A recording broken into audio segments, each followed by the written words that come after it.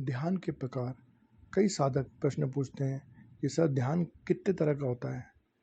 ध्यान बहुत तरह का होता है, बहुत तरह के आसनों में किया जाता है, बहुत तरह के नाम जाप के अनुसार किया जाता है।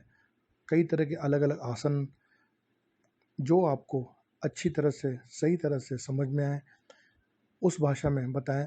तो आपको अगर कहीं पहुंचना है तो वहां पहुंचने के मार्ग में चुनना, अगर आप ज़मीन से जाते हैं, हवाई मार्ग से जाते हैं या फिर पानी के मार्ग से जाते हैं, और वहाँ पे भी अगर आप ज़मीन पे जाते हैं तो भी वहाँ जाने के कई साधन होते हैं। साइकिल हो सकती है, मोटरसाइकिल हो सकती है, टू व्हीलर्स होते हैं अनेक तरह के, कार हो सकती है, बस हो सकती है, या जैसे हवाई जहाज़ से जाते हैं या फिर पानी के जहाज़ से जाते हैं।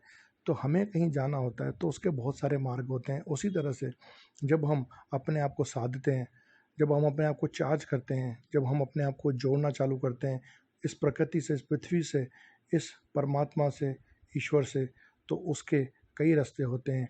हमें कौन सा अच्छा लग रहा है, हमने कौन सा साधन को साध लिया है, हमने किस ध्यान को ध्यान में बैठ के साधना के रूप में उसे पा लिया है, उसी पे निर्भर करता है कि हम किस गति से और किस तरह से उस गंतव्य तक, अपने लक्ष्य तक, जिसको कई लोग मुक्ति बोलते हैं। अब मुक्ति का अर्थ क्या होता है ये हमने काफ़ी वीडियो में डिटेल में दिया हुआ है।